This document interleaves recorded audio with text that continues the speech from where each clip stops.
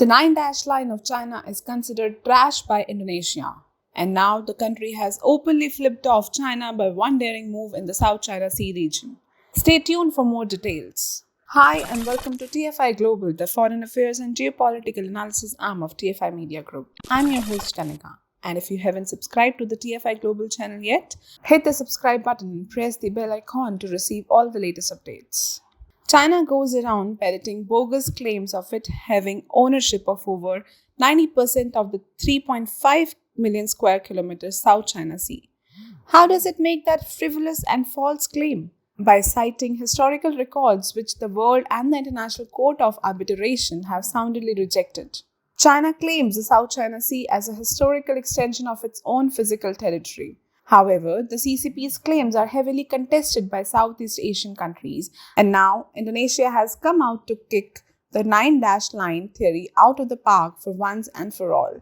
Indonesia is all set to turn its disputed Natuna Islands in the South China Sea into a special economic zone to reinforce maritime security and entice investment into the local fishing and tourism industries.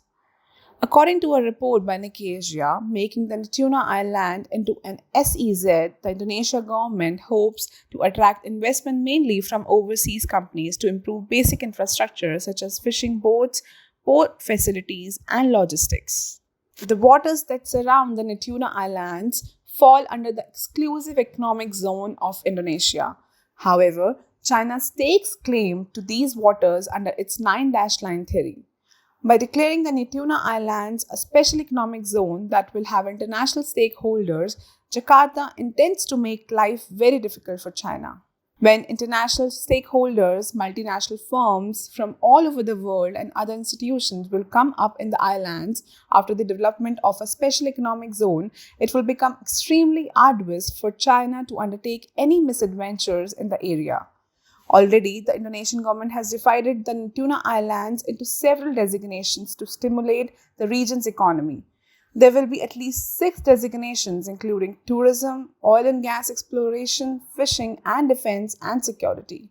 Establishing a defense and security zone will allow Indonesia to carry out military and coast guard drills in the area. The Nikkei Asia report added that Indonesia also plans to build a military base and other key defense facilities on the islands. In July and August last year, Chinese military and paramilitary vessels patrolled a new Indonesian drilling site near the Natuna Islands. Separately, a Chinese survey ship conducted seabed survey in Indonesia's exclusive economic zone. Late last year, Beijing demanded in December that Indonesia stop drilling for oil and natural gas north of the Southeast Asian countries' Natuna Islands. Why did it do so? Because China considers the Natuna Islands' waters and the resources contained therewithin as its own. For the past 5 years, China has dispatched large fishing boats into the Indonesian's exclusive economic zone, often escorted by Coast Guard and maritime militia vessels near the Natuna Islands, which Beijing claims as a part of its vast 9-dash line. To counter China's military maneuvers in the area, Indonesia is tying up with the United States and other democratic powers. Last month, the Indonesian army announced that its forces and the US military are expanding their annual bilateral Garuda Shield exercises this year to 14 participating countries, including Australia, Canada, Japan, Malaysia, Singapore, and the United Kingdom. Therefore, the Garuda Shield exercises this year will be the largest ever conducted in Indonesia. They will also involve land, sea, and air components focused on southern Sumatra and East Kalimantan, but with plans also for an amphibious landing in the Natuna Islands. With a special economic zone coming up in the Natuna Islands, Indonesia will not remain the only party to the area. In fact, the interest of major Western powers, including the US, will clash with China's expansionist ambitions. Moving forward, China is in for a tough phase when it comes to dealing with Indonesia. The 9-dash line, for all practical reasons, has been blown away by Jakarta.